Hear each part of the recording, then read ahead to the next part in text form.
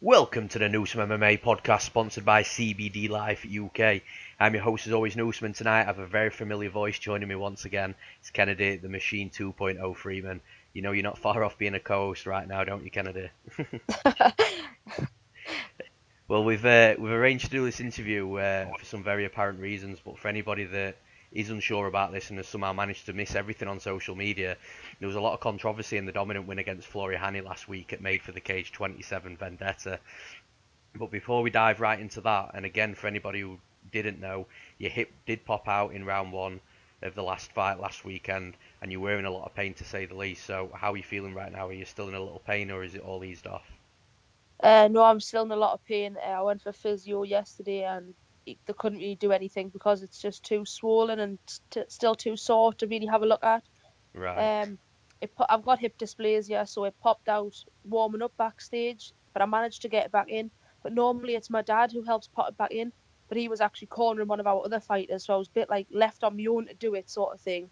So it took a bit longer to get back in. So it was still very sore and it felt really weak. And then Wow. straight away Yeah. in the first round, it come out. It wasn't like locked out of place; it just wasn't back in place properly. So I was getting this horrible burning pain throughout the full of the fight. It just wasn't nice at all. I say I didn't realise your dad was the one that normally popped that back in for you. He was out cornering. Was it Bailey Gilbert at the time? Yeah, he was. Yeah. So. But I just want to thank you again for giving me that interview on the night as well. Even though I asked you twice if you were sure you wanted to do it, I still did feel a little bit bad. Well, let's talk about the fight. People have read my recap of the fight as it was my featured fight in the recap article from the event. So let's hear it in your words from start to finish. How did the fight go down, Kennedy? It was a good fight.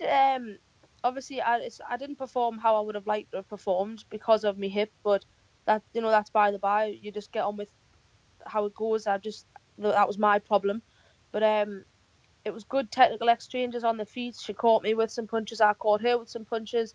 I think I dropped her two times, maybe three. I can't remember exactly. Obviously, I haven't seen the fight back yet, so I don't even know. I know we went to the ground at one point, and it was like literally seconds away from getting stopped. But she managed to get back to her feet. But it was a good fight. Like, it was a good fight. Just I think I definitely got the better of the striking exchanges, and obviously I dropped her like two or three times, so she didn't have any standout moments like that. Sure. So just spanning off that and something that you didn't mention that we will definitely move on to. Um, I just want to talk about the low blows in the fight because Yeah, I saw three. Your dad counted an extra two that you were clearly just fighting through at that point. On the yeah. first two, I believe she was claiming they weren't low, they were legal knees, and on the third one, she was apologetic for, and the other Yeah, two that your dad saw, I think the referee just missed. So I know you exchanged words after the fight. I believe she apologised, right? yeah. So there was three that like the ref stopped the fight for and give me time. There was other ones during the fight that caught us, but I didn't complain or that the fight just carried on because I thought, how many times can I possibly complain about this? Yeah, But it was every time I turned her and put her back against the cage, she kept just throwing these knees that just weren't even aimed in my stomach at all. You could see they were like they were aimed low. They were just lazy, just to sort of, I think, for to get her back off the cage, get it restarted back in the center. Um, the first two, she just didn't seem to bother, like wasn't bothered, didn't seem to say sorry. And then the last one in the cage, she was saying like as it happened, she was saying sorry, sorry before the ref like pulled me off of her to like give me a break. She was saying sorry to us, and then yeah. backstage when we went backstage, but in the ring, in the cage after they announced the result, she was saying sorry again. And then backstage, there's only like a curtain that separates the two change rooms. So I went through to say because I thought, look, I don't want any hard feelings between us. The fight's over now. I went in and said like, good fight, and she was apologising again. But then as soon as obviously she got back home and got on Facebook, it was a different story. So Yeah, I was just about to say, I think it was the day after the fight, she was quoted in an interview or on social media that she was saying that she should have won the fight. You were knocked yeah, down from shots to the body, not shots to the groin. What were your thoughts when you heard this? it's just like I just don't see the point in it. If you've got a problem, I come and seen you twice after the fight.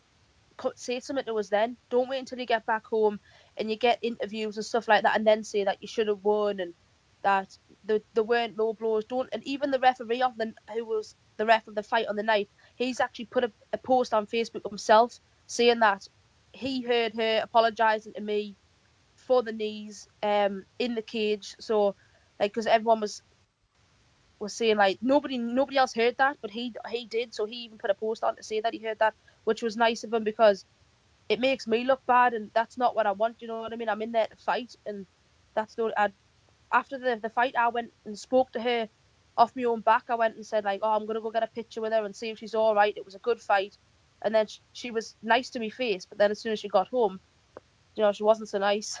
Yeah, absolutely. And for anybody that didn't know as well, the referee was actually KSW heavyweight champion Phil DeFries as well. So it's a guy that really knows his stuff and has been in the game a long time himself. So it's not just come from um, just come from just anybody. It's a guy that's a vet in the sport and has been around for a long time.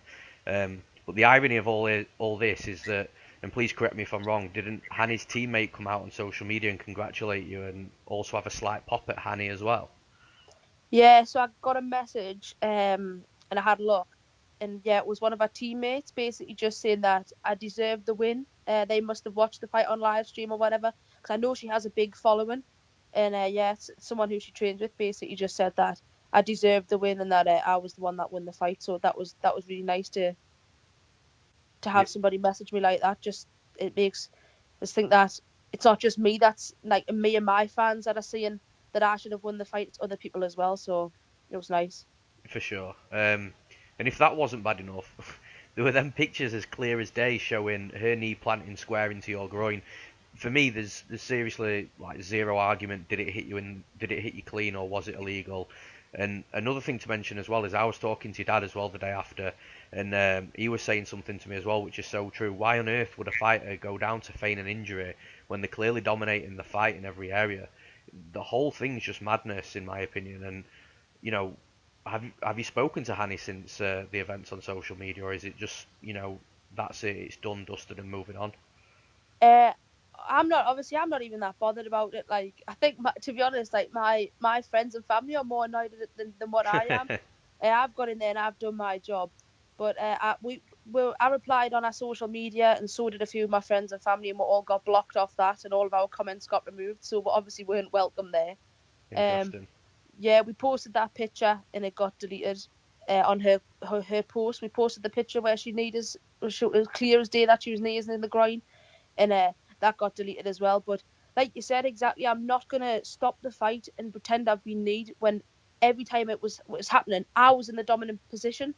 It wasn't as if I was in a bad position. It kept happening. You'd be like, "Isn't that funny?" Every time she's got her back on her cage, she gets Yeah, kneed in the groin. It was the other way around. When her back was against the cage and I was in the dominant position, then she was throwing the knees at me. So it just wouldn't even make sense. It wouldn't even cross my mind in a fight to fake doing something like that. I just want to get in there and win. That's all I want to do. absolutely. And from my perspective, and honestly, I'm not saying this with any bias whatsoever, because if I was being biased, then how can I ever be credible in this sport and ever be respected myself? But there was an absolute reason every single judge had you winning 30-27. I watched more fights in MMA than people could ever imagine. I know how to score a fight, and there wasn't a single round where I thought it could swing either way. As I've already mentioned, I was there covering the fight, and I'd even had wrote out on my notes, Kennedy Freeman defeats Flory Hani via unanimous decision before the announcer even read the result out. So in my opinion, for Hani to come out and say these things, it was just a big mistake on her part, because this sport is really unforgiving at times, and people will remember these types of actions for a long time. But with that being said, I just want to move on to talking about something positive now. I was shocked when you said you weren't happy with your performance. I'm still not 100% clear how it was possible to pop your hip out of place and still dominate an entire fight in the way you did. And what I mean by that is it wasn't a you throw, I'll throw fight. It was a physical fight with a lot of battles inside the clinch. You really impressed me on the night, and even more so after knowing what happened in round one as well. So in reflection, since the post-fight interview that we had, have you changed your opinion on your performance? No, I'm still. I think when I watch it back, I'm gonna be annoyed with my performance. I, I like to I like to just have a really exciting fight night, and I don't want to get caught up in this clinch work all the time. But and I would have liked to have maybe took the fight to the ground a bit more. But the one exchange where we did go to the ground, I hit her with a punch and she fell down to the floor and we did go to the ground. And the pain that was in my groin was just like in my hip. I thought I was going to get stuck on the floor and she was going to get back up and I was going to still be stuck on the floor because that has happened in training before. I've Yeah. got stuck on the ground and my hips locked and I've not been able to get up. So that was just in the back of my mind for the rest of the fight. So I didn't want to take it to the ground. But for me, I would have liked to be in, more in the centre of the cage, having more strikes. But she just kept coming forwards all the time and engaging in the clinch. So I was a bit annoyed with it. But I suppose maybe it's when I watch it back and I get the footage that I'll be a bit more like, that wasn't as bad as what I thought. But next time, it's going to be a much better performance. And I'm not going to pop my hip out, hopefully, fingers crossed. I mean, I still think it's madness because, like I say, you were fighting through adversity pretty much the entire fight, and it wasn't even you that was engaging in the clinch either.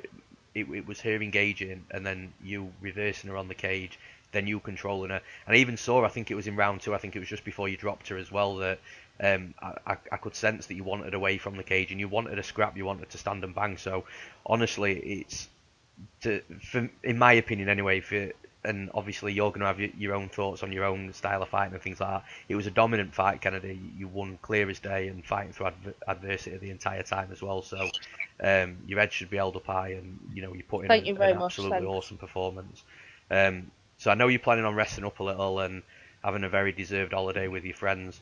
When should we expect you back in the cage? I've heard rumours that Made for the Cage are looking to get you a title shot too, perhaps at the back end of the year. So what's your plans?